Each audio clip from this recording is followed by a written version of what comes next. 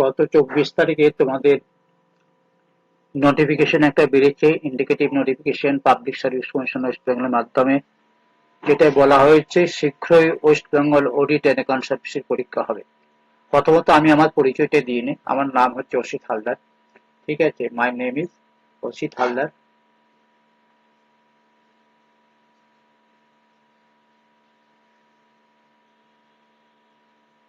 আমি এম.কম, MBA finance.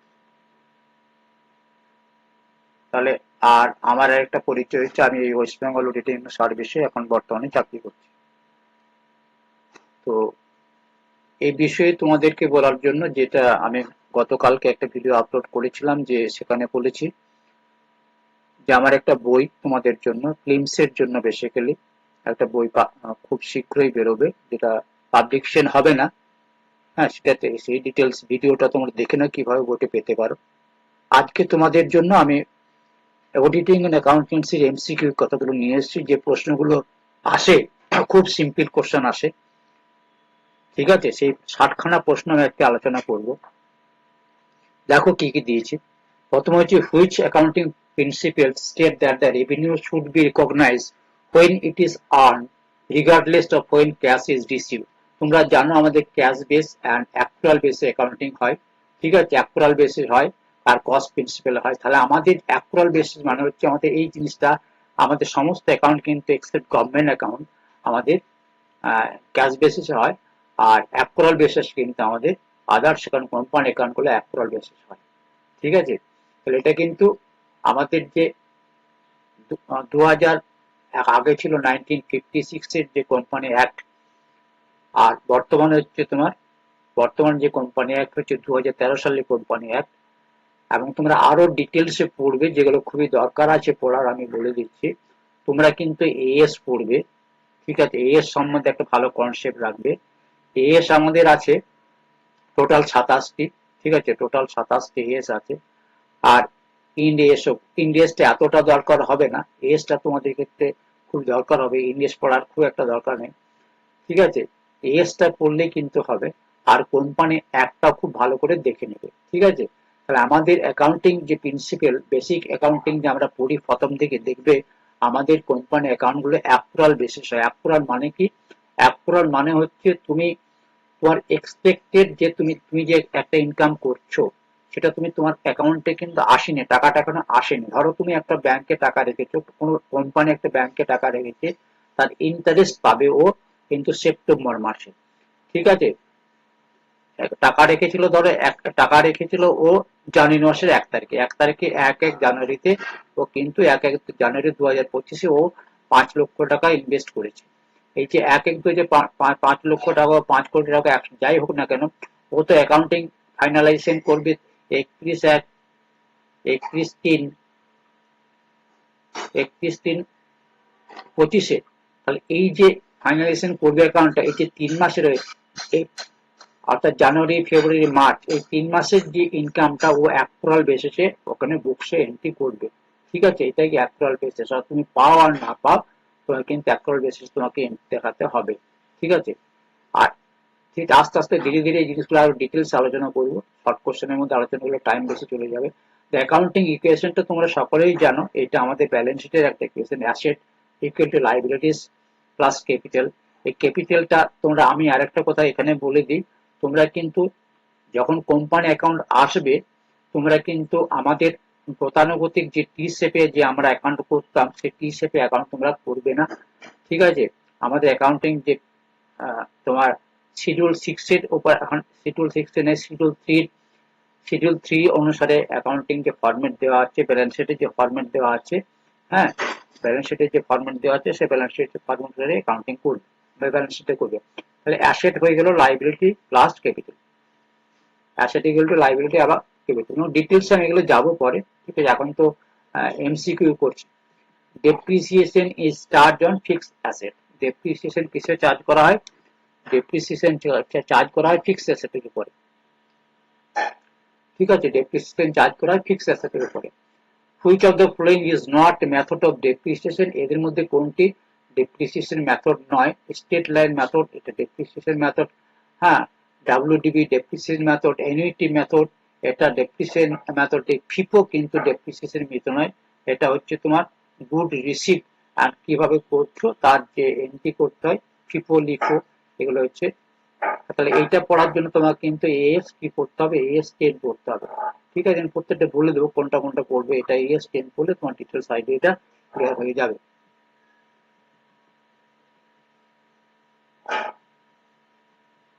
Bad dates recover accounting is bad date recover nominal account. Bad date মনে রাখবে, bad date সবসময় যেহেতু আমরা পিএলএ চার্জ করি, তোমরা তোমরা তোমরা জানো যে অ্যাকাউন্টিং হচ্ছে অ্যাসেট অ্যাকাউন্ট বলি আমরা, রিয়েল অ্যাকাউন্ট, ঠিক আছে, পার্সোনাল অ্যাকাউন্ট, ঠিক আছে। এই সমস্ত অ্যাকাউন্ট গুলো কিন্তু তোমরা যে নমিনাল অ্যাকাউন্ট, এইগুলো কিন্তু তোমরা যদি খুব ভেবেচিন্তে দেখো, দেখতে পাবে যে অ্যাকাউন্ট গুলো মূলত হচ্ছে দু ধরনের। একটা হচ্ছে কোনোটা ব্যালেন্স শিটে যায়, হ্যাঁ, আর কোনোটা যায় পিএলএ। দু ধরনের অ্যাকাউন্ট।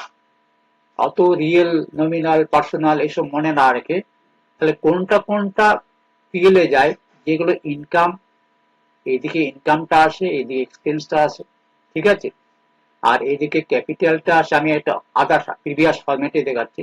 এটা ক্যাপিটালটা আছে, এদিকে অ্যাসেটটা আছে। তাহলে ক্যাপিটাল অ্যাকাউন্ট যেগুলো আছে, যেটা লাইবিলিটি অ্যাকাউন্ট আর ক্যাপিটাল অ্যাকাউন্ট এইদিকে থাকবে, আর অ্যাসেট গুলো আমার থাকবে এই দিকটাতে, ঠিক আছে, ক্রেডিট সাইডে থাকবে। তাহলে এখানে এখানে কিন্তু দেখো, এই যে ক্রেডিট সাইডে আসে ইনকাম গুলো, এই দু ধরনের ইনকাম। নমিনাল অ্যাকাউন্ট আমার সমস্ত, এই নমিনাল অ্যাকাউন্ট সমস্ত হচ্ছে আমার এখানে যাবে, নমিনাল অ্যাকাউন্ট আমার সমস্ত পিএল এ যাবে। তাহলে ব্যাড ডেটস রিকভার, হ্যাঁ, রিকভার যখন হচ্ছে, ব্যাড ডেট যখন রিকভার হচ্ছে, টাকাটা আমি রিসিভ করছি। আর হয়তো আমি ব্যাড ডেট হিসেবে ধরেই নিয়েছিলাম এই টাকাটা আমি পাবো না, দেখা গেল অনেক পরে টাকাটা দিল, তখন কিন্তু ব্যাড ডেট রিকভারি, হ্যাঁ, বাই ব্যাড ডেট রিকভারি বলে আমরা পিএল এটাকে নিয়ে আসি, by bad debt recovery credit করি, ঠিক আছে। তাহলে ব্যাড ডেট হচ্ছে নমিনাল অ্যাকাউন্ট।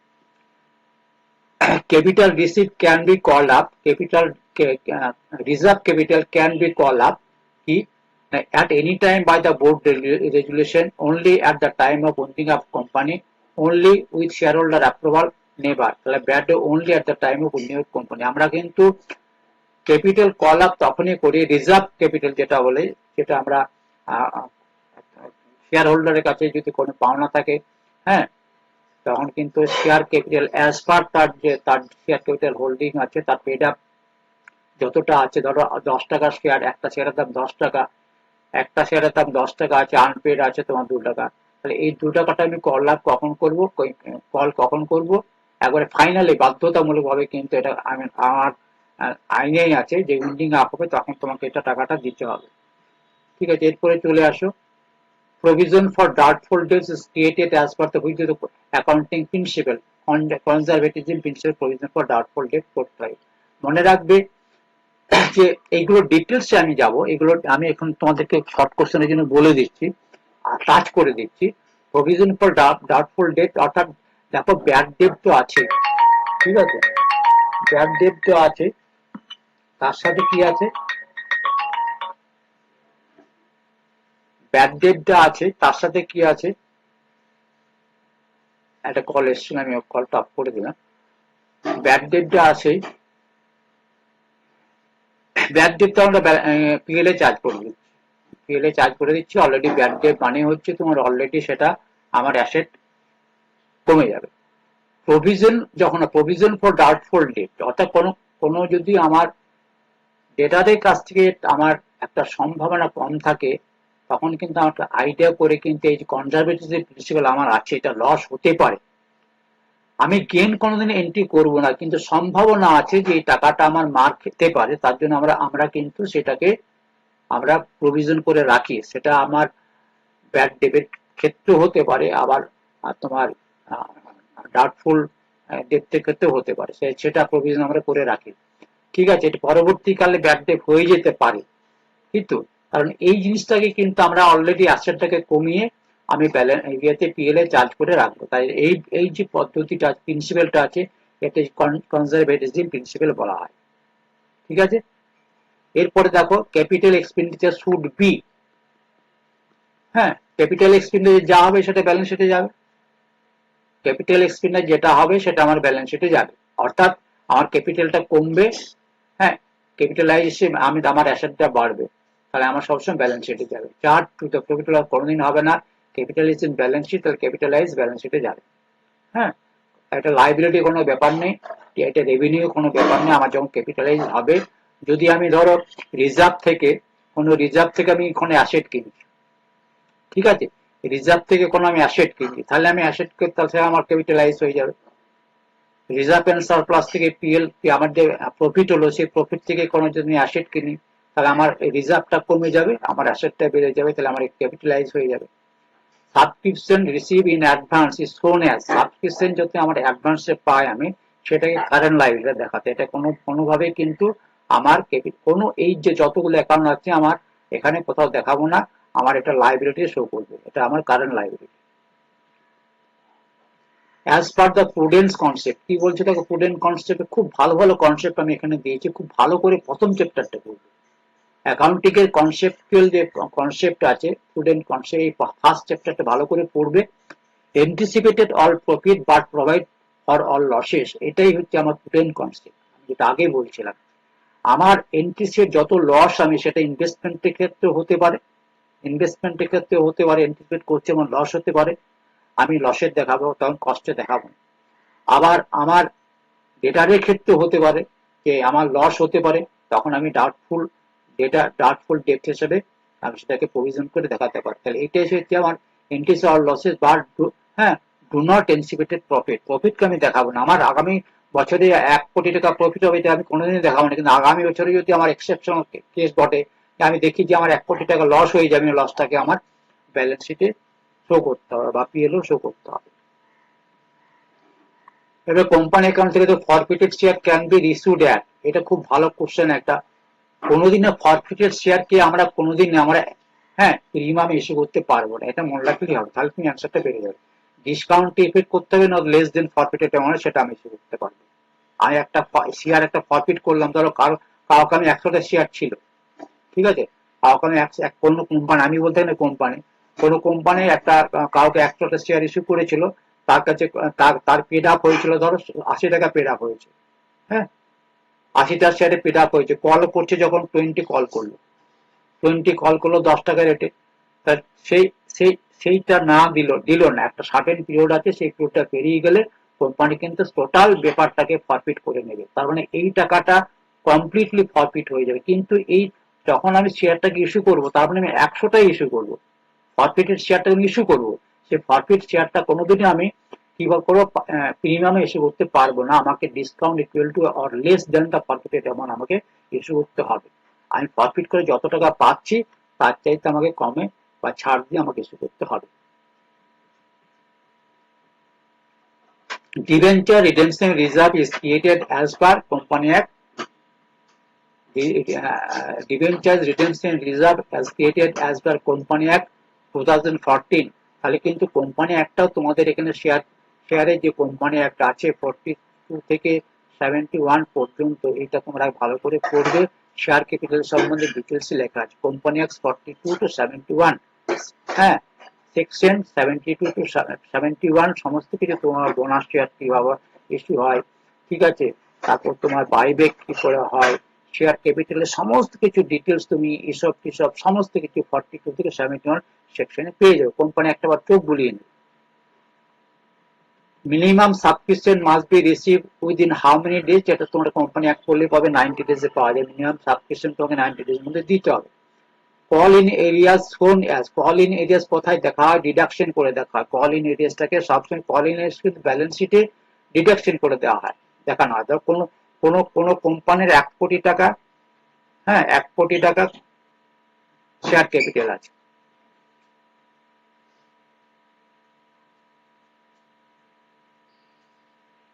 এক কোটি টাকা শেয়ার ক্যাপিটাল, এটা হচ্ছে তোমার, এটা তোমার ইয়ে আছে, মানে তোমার কি বলে এটাকে, এই এই এই এই 1 কোটি টাকা নিতে পারে, অথচ দেখা গেল যে আমার 1 লাখ টাকা আমার কল ইন এরিয়ার আছে, 1 লাখ টাকা কল ইন এরিয়ার আছে। কল ইন এরিয়া যদি 1 লাখ টাকা থাকে, তো আমি ব্যালেন্স শিটে কত দেখাবো, এই 1 লাখ টাকাটা মাইনাস করে আমাকে 99 লাখ দেখাতে হবে, ঠিক আছে, 99 লাখ দেখাতে হবে। তার মানে বুঝতে পারছো তো যে আমাকে কল ইনটা কি করতে হবে, deduction from the call up capital. এই যে কল আপ ক্যাপিটাল যত আছে সেখান থেকে আমি এটা ডিডাকশন করে দেখাবো, ব্যালেন্স মাইনাস করে দিতে। Bonus share can be issued out of, মনে রাখবে বোনাস শেয়ার কিন্তু only out of free reserve থেকে দেওয়া যায়। বোনাস শেয়ার কিন্তু আউট অফ, হ্যাঁ, ক্যাপিটাল রিডান্সি রিজার্ভ সিআরআর থেকে দেওয়া যাবে, সিকিউরিটি পিএম থেকে দেওয়া যাবে, জেনারেল রিজার্ভ থেকে দেওয়া যাবে, তা অল অফ এভার থেকে দেওয়া যাবে। হ্যাঁ, বোনাস শেয়ার সমস্ত কিছু দেওয়া যাবে, কিন্তু বাইব্যাক মনে রাখবে ফ্রি রিজার্ভ হবে। এটা কিন্তু ফ্রি রিজার্ভ নয়, যে ক্যাপিটাল রিজার্ভ রিডান্সি রিজার্ভ এটা কিন্তু ফ্রি রিজার্ভ নয়। এইটা কিন্তু সিকিউরিটি প্রিমিয়াম, জেনারেল রিজার্ভটা ফ্রি রিজার্ভ, ঠিক আছে। সিকিউরিটি প্রিমিয়ামটা অবশ্য ফ্রি রিজার্ভে ধরা হয়, কিন্তু কোনোদিন শেয়ার আর কোনোদিন ক্যাপিটাল, এটা বাইব্যাকের সময় এটা ক্রিয়েট হয়, ঠিক আছে। তাহলে কিন্তু আমি কোনোদিন বাইব্যাক যখন করব, হ্যাঁ, তখন কিন্তু ফ্রি রিজার্ভ থেকে করবো। বাইব্যাক হচ্ছে ফ্রি রিজার্ভ। বাইব্যাক হচ্ছে ফ্রি রিজার্ভ। সেকশন কত বলো তো? সেকশন 68। বাইব্যাক কিন্তু হচ্ছে ফ্রি রিজার্ভ। কিন্তু আমি যখন বোনাস ইস্যু করব, আমাদের এই সমস্ত ফান্ড থেকে আমি এই সমস্ত রিজার্ভ থেকে বোনাস ইস্যু করতে পারবো। চলে এসো পার্টনারশিপ অ্যাকাউন্টে। এইভাবে কিন্তু তোমাদেরকে একটা একটা ধরে ধরে জিনিসটা বুঝতে হবে, আমার লিঙ্ক গুলো দেখতে হবে, কোথায় কি বলা আছে। সেই কোম্পানি অ্যাক্ট, অ্যাকাউন্টিং স্ট্যান্ডার্ড, তারপর অডিটিং স্ট্যান্ডার্ড যদি না জানো, আমি প্র্যাকটিক্যালি আমি ভালো করে লক্ষ্য করছি, আমাদের সার্ভিসে যারা আসছে 50% বেশি কিন্তু সিএ ইন্টার করা ছেলে মেয়েগুলো চলে আসছে। কেন বলতো? তাদের নলেজটা সাধারণ বিকম এমকম এর চাইতে বেশি। তারা ডিপলি পড়াশোনা তাদেরকে করতে, সিএ ইন্টার মানে ডেপ নলেজ দিয়েছে, তারা CA foundation CA inter pass করে এসছে, তাদের নলেজটা অনেক ভাস্ট থাকে, ঠিক আছে, এখন সাধারণ বিকম এমকম এর চাইতে। তারা কিন্তু 50% 60% ছেলেমেয়েরা ওখান থেকে চলে আসে। তোমাদের যে সাধারণ যারা বিকম এমকম আছো, তাদেরকে রিকোয়েস্ট করবো তাদের একবার তাদের মতো পড়াশোনা করো, একটু বেশি করে পড়াশোনা করো, ঠিক আছে। In absence of partnership did যদি থাকে, পার্টনারশিপ ডিড এটা তোমার সিএ ফাউন্ডেশনে আছে, তাহলে এটা কিন্তু ইকুয়ালি পার্টনারশিপ যদি, এগুলো কমন সেন্সের জিনিস, এগুলো ইকুয়ালি আমরা ইয়ে হয়ে যাবে। Interest on capital is allow only when profit or loss যখন হয় তখনই। এটা খুব সিম্পল জিনিস আছে, পার্টনারশিপ থেকে দিয়েছে। গুডউইল ইজ, হ্যাঁ, গুডউইল ইনটেনজিবল অ্যাসেট, গুডউইল, ঠিক আছে। গুডউইল হচ্ছে ইনটেনজিবল অ্যাসেট। এই যে তোমাকে আমি ব্যালেন্স শিটের সময় বলছিলাম ফিক্স অ্যাসেট, হ্যাঁ, ফিক্স অ্যাসেট যেটা আছে, ফিক্স অ্যাসেট তুমি কোথায় পড়বে? পড়বে AS10, ঠিক আছে। আর ইনটেনজিবল অ্যাসেট যেটা আছে সেটা পড়বে AS26 এ পড়বে, ঠিক আছে। AS26 এ পড়বে ইনটেনজিবল অ্যাসেট। এই ডিটেলসে পড়লে এই নলেজ গুলো তোমার পাক্কা পিওর, একটাও ভুল হবে না। শুধু এটার জন্য এমসিকিউ এর জন্য নয়, কিন্তু তোমাকে কিন্তু ফাইনাল অ্যাকাউন্ট যখন তুমি মেন্সে পরীক্ষা দেবে না, তখন ডিটেলস তোমাকে জানতে হবে। না জানলে একটুকু ভুল হলে মার্কস কমে যাবে, 1 নম্বর কমা মানে অনেক বিপদ, ঠিক আছে। এরপরে দেখো, on returning of a partner his share, হ্যাঁ, his share of goodwill is credited to returning partner অ্যাকাউন্টে চলে যাবে। যদি রিটায়ারমেন্ট হয়ে যায় তাহলে তার গুডউইলটা কোথায় চলে যাবে? রিটার্নিং পার্টনার অ্যাকাউন্টে চলে যাবে। সিম্পল জিনিস এগুলো, এগুলোর জন্য তোমার ইয়ে দরকার নেই। Revaluation account is a nominal account, ঠিক আছে। Revaluation account is a nominal account. Government account in India are maintain on cash basis. তোমাকে আগে বলেছি, গভর্নমেন্ট আমাদের ভারতবর্ষে যে গভর্নমেন্ট অ্যাকাউন্ট আছে সেটা ক্যাশ বেসিস হয়। কোনো, আমরা ধরো রাজ্য সরকার, সেন্ট্রাল গভর্নমেন্টে থাকে, ধরো 100 কোটি টাকা পাবে, তাহলে সে কে এন্ট্রি করে রাখবে? ম্যান্ডেটরি সে দেবে এই টাকাটা। তাহলে ক্যাশ বেসিস হয়, সবসময় পেলে তবে এন্ট্রি হবে। ক্যাশ বেসিস মানে পেলে তবে এন্ট্রি হবে। The term of government account is prescribe by president, ঠিক আছে। Term government account prescribe by president. CAG পড়বে, CAG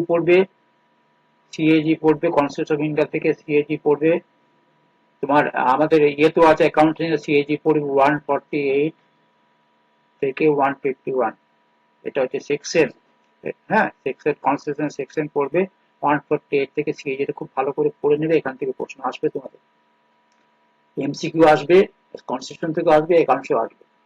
consolidated fund is India under parliamentary control. Constitution থেকে খরচা করতে হলে পার্লামেন্টারি অ্যাপ্রুভাল লাগে। এই যে বাজেট, বাজেটটা হচ্ছে আমরা পার্লামেন্টে কন্ট্রোল না থাকলে বাজেট হয় না, বাজেট না হলে কিন্তু আমরা কনসোলিডেটেড ফান্ড থেকে অ্যাপ্রোপ্রিয়েট করতে পারি না। ঠিক আছে, বাজেট আমার করতে হয়, তার অ্যাপ্রোপ্রিয়েশনের জন্য তোমার পার্লামেন্টের অনুমোদন লাগে, মানি বিল পড়বে। ঠিক আছে, এই কনসোলিডেটেড ফান্ড তুমি পড়বে 266 সেকশন, আর মানি বিল পড়বে 110 সেকশন। এটা কনস্টিটিউশন অফ ইন্ডিয়া থেকে পড়বে 110 থেকে 117টা খুব ভালো করে পড়বে মানি বিলে। সব বলে দেবো, সমস্ত নলেজ না থাকলে না ভালো স্কোরিং করা যায় না। ভালো স্কোরিং না করলে কনফিউজ দেখে লাভ নেই, কারণ তুমি ভালো মেন্সে খুব ভালো, কিন্তু তুমি তুমি তোমার এই দিকে খুব গন্ডগোল আছে এমসিকিউ তে, তুমি ডিটেলস নলেজ না, ডেলি 14 ঘন্টা, এখন তো তোমার কোনো কাজ নেই, ডেলি 14 ঘন্টা করে পড়ো। নেক্সট প্রশ্ন কি ছিল? কন্টিনজেন্সি। কন্টিনজেন্সি মানে কথাটাই হচ্ছে আনফরচুনেট, হঠাৎ করে কোনো খরচা আপদ বিপত্তি ঘটলো। ঠিক আছে, কন্টিনজেন্সি ফান্ড।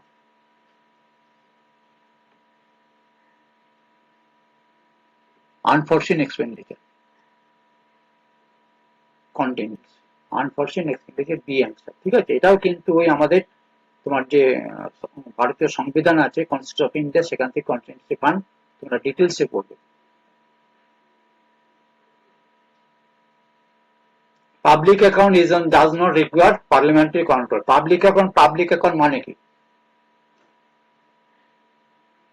পাবলিক অ্যাকাউন্টটা হচ্ছে তোমার পাবলিকের টাকা, জনগণের টাকা, হ্যাঁ, ট্রাস্টের কাছে রাখা থাকে। ঠিক আছে, গভর্নমেন্ট সেটা ট্রাস্ট হিসেবে কাজ করে। তাহলে পাবলিক অ্যাকাউন্টটা কোনোদিনই, এটা হচ্ছে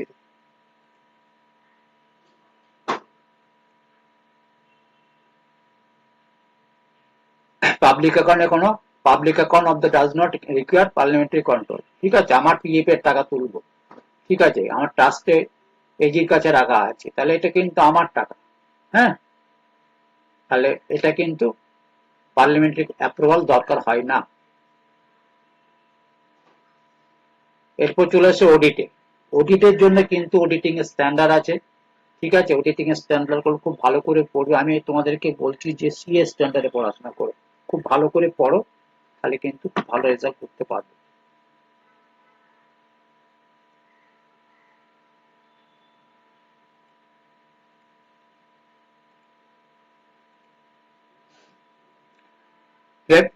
প্রিমিয়ারি অবজেক্টিভ অফ অডিট ইজ কি বলো?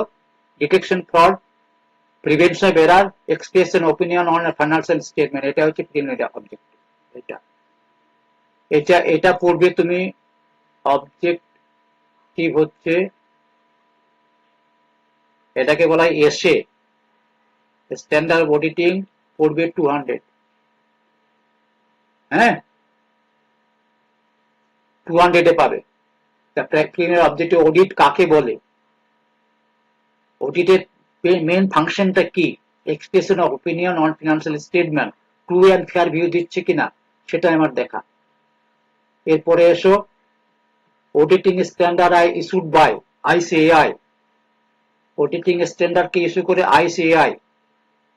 ঠিক আছে, এখন এনএফআরএ বলে একটা সংস্থা আছে গভর্নমেন্টে, এনএফআরএ, এরাও কিন্তু অডিটিং স্ট্যান্ডার্ড, এদের মাধ্যমে এরা করে, এখানে যায়, এখান থেকে গভর্নমেন্ট অফ ইন্ডিয়ার কাছে যায়, গভর্নমেন্ট অফ ইন্ডিয়া নোটিফিকেশন করে, হ্যাঁ, গভর্নমেন্টের কাছে যায়। আইসিআই এটাকে ইস্যু করে ন্যাপরার কাছে যায়, ন্যাপরা কি করে এটাকে তোমার গভর্নমেন্টের মাধ্যমে নোটিফিকেশন করে, ন্যাপরা এটা চেক করে। Which is not in type of audit, কোনটা অডিট নয়, statutory audit, internal audit, perpetual audit, financial audit. Which is not an audit,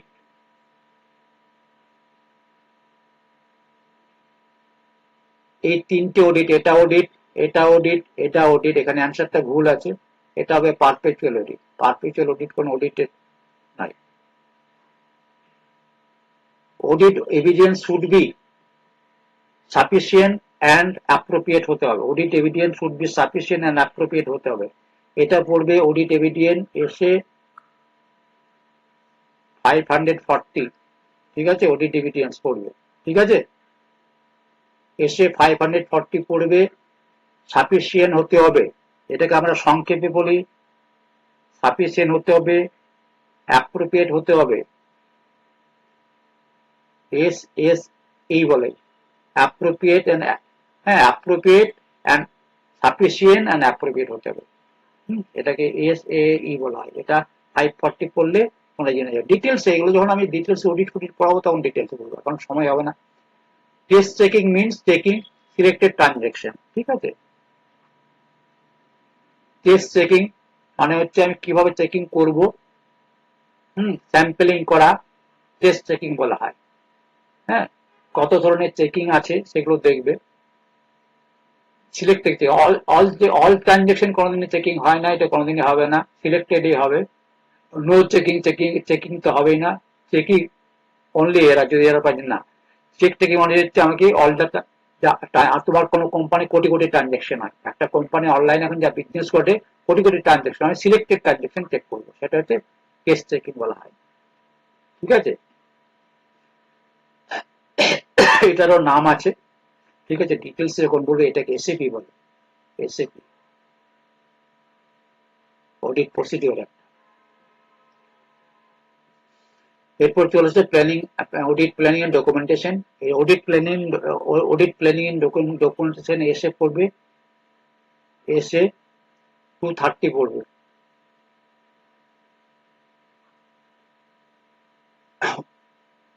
audit working papers are property of auditor, ঠিক আছে।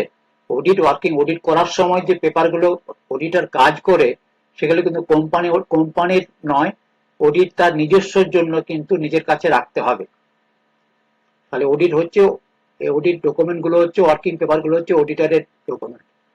মেটেরিয়ালিটি ইন অডিটিং মিনস, মেটেরিয়ালিটি কি পড়বে বলতো, এগুলো না তোমরা সিএ যে ডকুমেন্টস গুলো আছে না সেগুলো পড়বে, নাহলে কিন্তু এগুলো অ্যান্সার গুলো খুব টাফ, মানে টাফ নয়, আমি বলবো টাফ বলবো না, পড়াশোনা তাহলে কিছু সিগনিফিকেন্ট অ্যাকাউন্টিং ট্রানজাকশন হ্যাঁ হয়েছে কিনা সেটা মেটেরিয়ালিটি চেক করতে, মেটেরিয়ালিটি চেক না করলে অডিট ভালো করা যায় না। আমি কোথায় কোন জায়গাতে হাত দেবো, কোটি কোটি ট্রানজাকশন আছে, হ্যাঁ, একটা কোম্পানি কোটি কোটি ট্রানজাকশন, কোথায় গিয়ে হাত রাখবো, সেটা একটা মেটেরিয়ালিটি চেকিং করতে হয় যে কোন জায়গায় হতে পারে। আমি সবসময় একটা, হ্যাঁ, পিজে লাগাবো, পার্সোনাল জাজমেন্ট থাকে, সেটা অডিটরের জাজমেন্ট থেকে আমি মেটেরিয়ালিটি চেকিং করবো যে কোন কোন জায়গায় আমার চেকিং করতে হবে। Audit programme is a prepared by, কে অডিট প্রোগ্রাম প্রিপেয়ার করে, অডিটরই করবে, যার প্রোগ্রাম সেই করবে, ম্যানেজমেন্ট তো করে দেবে না। Internal risks refer to internal risks of material statement before considering internal control। হ্যাঁ, এটা হচ্ছে এসে 315, আর 315 আছে, 320 আছে, পড়বে এগুলো। কন্ট্রোল রিস্ক মানে হচ্ছে risk that internal control fail to prevent misstatement. এই কন্ট্রোল রিস্কটা কার, এই কন্ট্রোল রিস্কটা হচ্ছে ম্যানেজমেন্টের। কন্ট্রোল রিস্ক তো ম্যানেজমেন্ট কিন্তু ইন্টারনাল অডিট সিস্টেমটাকে কন্ট্রোল করে, আর অডিট রিস্কটা হচ্ছে তোমার, আর একটা কথা আছে অডিট রিস্ক, সেটা হচ্ছে কিন্তু অডিট রিস্ক হচ্ছে কার, অডিট রিস্ক হচ্ছে অডিটরের। মনে রাখবে এর ফলে কিন্তু অডিট রিস্কের জন্য কিন্তু অডিট রিপোর্ট ভুল হতে পারে, অডিটর যদি ঠিক মতো চেকিং না করে সেটাকে অডিট রিস্ক বলে, সম্ভাবনা থেকে যায় ভুল থেকে যাওয়া, ফ্রড থেকে গেল, ধরতে পারলাম না, that is audit risk. Internal audit থেকে এসো, internal control is the explicit of management, বলে দিয়েছি আমি, আগেই আনসার দিয়ে দিয়েছি খুব তাড়াতাড়ি। সেগ্রিগেশন অফ ডিউটিজ, এটা কিন্তু প্রিভেন্টস অফ কন্ট্রোল, এটা সেগ্রিগেশন ডিউটি কিন্তু হচ্ছে কার কাজ, ম্যানেজমেন্টের কাজ। এটা প্রিভেন্টিভ কন্ট্রোল, ফ্রড, হ্যাঁ ভুল এগুলো কারেকশনের সবকিছু মেজারমেন্ট করে, ঠিক আছে। তাহলে এটা হচ্ছে প্রিভেন্টিভ কন্ট্রোল একটা। সেগ্রিগেশন অফ ডিউটিস মানে ডিউটিকে ভাগ ভাগ করে দেওয়া। Internal audit is a mandatory for space companies, হ্যাঁ, সমস্ত কোম্পানির নয়, সমস্ত কোম্পানি ইন্টারনাল অডিট বাধ্যতামূলক নয়, ঠিক আছে। কিছু কিছু কোম্পানি আছে যাদের ইন্টারনাল অডিট করাতে হবে, লিস্টেড কোম্পানি, এদের একটা করতেই হবে, যাদের একটা সার্টেন, যাদেরকে এএস লাগে তাদেরকে অডিট করতেই হবে। ইন্টারনাল অডিট ম্যান্ডেটরি নয়, কিছু কিছু আছে, বলে দেবো সেগুলো। The scope of internal audit is determined by management. এটা ম্যানেজমেন্ট থেকে মনে রাখবে। ইন্টারনাল অডিটটা হচ্ছে ম্যানেজমেন্ট, সেটা মনে রাখলে হবে। Internal check is design to reduce possibility of fraud and error. Internal চেকটা কেন হয়? একটা ইন্টারনাল চেক মানে হচ্ছে একটা কাজ 5 জন মিলে করছে, তাই না? এ করলো, তারপরে এই ফাইলটা এখানে গেল, পরের ফাইলটা এখানে গেল, চেক করছে, একটা চেকিং হয়ে যাচ্ছে, ফাইনাল তারপর ফিনান্সে গিয়ে বিলটা পাস হলো, অ্যাকাউন্টসে গিয়ে বিলটা পাস হলো, পেমেন্ট হলো। তাহলে এই যে ইন্টারনাল চেকটা হচ্ছে কি জন্য? যাতে ফ্রড এবং এরারটা ধরা পড়ে, সেই জন্য। ভাউচিং মিনস হচ্ছে examination documentation evidence. Documentation evidence এটা ভাউচিং বলা হয়, ঠিক আছে? ডকুমেন্টেশন এভিডেন্স এটা খুবই ইম্পর্টেন্ট, ডকুমেন্টেশন করা। হ্যাঁ, এটাও 230। Verification is concern with asset and liabilities. Verification করতে হয়, অ্যাসেট এন্ড লাইবিলিটি ভেরিফিকেশন করতে হয়। হ্যাঁ, সেগুলো অ্যাসারশন, অ্যাসারশন আছে পূর্বে, অ্যাসারশন বলে একটা শব্দ আছে, অ্যাসারশন, এস এস অ্যাসারশন বলে একটা শব্দ আছে। সেই এই অ্যাসারশন ব্যাপারটা একটু পড়ে নিও, কিভাবে এইগুলোর অ্যাসেট এন্ড লাইবিলিটিস এর ভেরিফিকেশন হয়। এটা বড় প্রশ্ন আসে তোমার ফাইনালে, মেন্সে বড় প্রশ্ন আসে। Certificate from bank is example of documentary evidence. এটা এক্সটার্নাল এভিডেন্স, ঠিক আছে? এক্সটার্নাল এভিডেন্স 505 এসে, হ্যাঁ, এসে 505 এক্সটার্নাল এভিডেন্স, যতটুকু মনে পড়ছে আমার। হ্যাঁ, stock should be verified at the end of the year. হ্যাঁ, এন্ড অফ দ্য ইয়ারে স্টক ভেরিফাইড করতে হয়, 31 দিনে ভেরিফাইড করতে হয়। টাইটেল ডিড ওনারশিপ করে, টাইটেল ডিড থাকলে প্রপার্টি একটা ভেরিফিকেশন করছে, তাহলে প্রথমে দেখবে টাইটেল ডিডটা আছে কিনা কোম্পানির নাম। First auditor is a company appointed by board. এটা বোর্ড অফ ডাইরেক্টর অ্যাপয়েন্টেড করে। কতদিনের মধ্যে করে কি করে, তাহলে তোকে সমস্ত জিনিস করতে হবে। একজন অডিটর কতদিনের জন্য নিয়োগ হতে পারে? 5 বছরের জন্য একজন অডিটর নিয়োগ হতে পারে, 5 years. Auditor report should be address to members of the company. Auditor report মনে রাখবে 705 পড়বে, এসে 705 পড়বে, 705, 706, হ্যাঁ, 705, 706, 710, 720, 710, 720 এগুলো পড়বে, 610, এগুলো এগুলো এগুলো অডিটের মধ্যে তোমার থাকে, কিভাবে অডিট রিপোর্ট লিখতে হয়, অডিটের রিপোর্ট। তারপর আরেকটা আছে তোমার কারো, CARO, নতুন কারো হচ্ছে 220, 2020 কারো পড়বে। Qualified audit report means auditor, হ্যাঁ, ডিসগ্রেসেস অন সাম ম্যাটার্স, কিছু ডিসএগ্রি, সরি, কিছু কিছু কোয়ালিফাইড যেগুলো আছে, কত ধরনের অডিট রিপোর্ট হয়, disclaimer, qualified, free and fair audit, বিভিন্ন আছে, সেগুলো পড়বে। 700 সিরিজের মধ্যেই রয়েছে, পড়ে নেবে। অডিটর, হ্যাঁ, ডিসএগ্রিস অন সার্টেন ম্যাটার্স, সেটা হচ্ছে ডিসকোয়ালিফাইড অডিট বলে। Auditor has right to access the books of account, yes. Maintain information and expression, yes. Attend general meeting, yes. all of the above। তাহলে অডিটর কিন্তু এই সমস্ত কাজ দিয়ে করতে পারবে। মিটিং অ্যাটেন্ড করতে পারবে, ভোটাভুটি তার রাইট নেই, কিন্তু মিটিং অ্যাটেন্ড করতে পারবে। কন্ট্রোলার অডিটর জেনারেল চলে এলাম। হ্যাঁ, গভর্নমেন্ট অডিটে এটা হচ্ছে প্রেসিডেন্ট, কন্ট্রোলার অডিটর জেনারেলকে প্রেসিডেন্ট নিয়োগ করে। হ্যাঁ, ঠিক আছে, কন্ট্রোলার অডিটর জেনারেলকে প্রেসিডেন্ট নিয়োগ করে। 148 থেকে 151 পড়বে, আমি আগে বলে দিয়েছি। ডিটেলসে পড়াশোনা করতে হবে চান্স পেতে গেলে। CAG can be removed by Parliament on ground of similar to Supreme Court judges। ঠিক আছে, সুপ্রিম কোর্টের বিচারকদেরকে যেভাবে, হ্যাঁ, 2/3 মেজরিটিতে পার্লামেন্টের ইমপিচমেন্ট করতে হয়, সেভাবেই কিন্তু CAG কে নিয়োগ করতে হয়। বর্তমান CAG এর নাম কি, এগুলো সমস্ত তোমরা কারণের পাশে থেকে মুখস্থ করবে, লিখে রাখবে। CAG অডিট, এটা central government, state government, CAG both গভর্নমেন্টে অডিট করে CAG, ঠিক আছে? প্রত্যেকটা গভর্নমেন্টে কিন্তু CAG থাকে। CAG হচ্ছে হেড, একটা CAG একটা হেড আছে, ঠিক আছে? তার আন্ডারে কিন্তু দুটো উইংস কাজ করে, একটা হচ্ছে এক্সপেন্স, হ্যাঁ, একটা হচ্ছে এক্সপেন্স করে, আর একটা অডিট করে।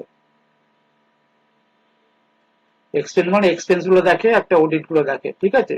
এর সমস্ত কিছু এদের মধ্যে কোলাবোরেশন আছে, এরা অডিট করে। দুটো উইংস আছে, এজি এজি বেঙ্গল আছে, এজি বেঙ্গলের দুটো এক্সপেন্স আছে, অডিট আছে, ঠিক আছে? এগুলো তো ডিটেলস যখন বলবো, এত সময় তো এখানে দেওয়া যাবে না, আর বেশি সময় আমার তাই নেই। The report of CAG submitted to president এর কাছে রিপোর্ট CAG এডিট রিপোর্টটা কাকে দেয় প্রেসিডেন্টকে স্টেটের অডিট হলে গভর্নরকে দেয় আর সেন্ট্রাল অডিট হলে প্রেসিডেন্টকে দেয় পারফরম্যান্স অডিট হচ্ছে তোমার ইকোনমি এই তিনটে জিনিস এটাকে সংক্ষেপে মনে রাখবে ই ই ই কাকে বলে ই ই ই এটাকে পারফরম্যান্স অডিট বলে এটা হচ্ছে economy efficiency and effectiveness cost audit is applicable to a specified company cost audit করতে হয় as per company act cost audit করতে হয় ঠিক আছে tax audit under income tax act কততে হয় 1 crore for business and 50 lakh for professional tax audit হয় tax audit হচ্ছে 44 section 44 tax audit হবে এটা হচ্ছে ইনকাম ট্যাক্সের বললাম income tax IT act section 44 AD ডিটেলসে পড়াশোনা করবে তবে কিন্তু এরকম বলতে পারবে 44 AD tax audit bank audit is conducted under company act হয় হ্যাঁ কোম্পানি অ্যাক্টে হয় ব্যাংকিং রেগুলেশন অ্যাক্ট আছে RBI guidelines all of the above তাহলে অল অফ দ্য অ্যাবাভ এখানে কিন্তু ব্যাংকের ব্যাপারটা ব্যাংকিং এর যে অ্যাকাউন্টিং হয় ওদের রেগুলেশন আরবিআই গাইডলাইন ধরে হয় কিন্তু অডিট কিন্তু হয় টোটালি সমস্ত পেপারগুলো ধরে হয়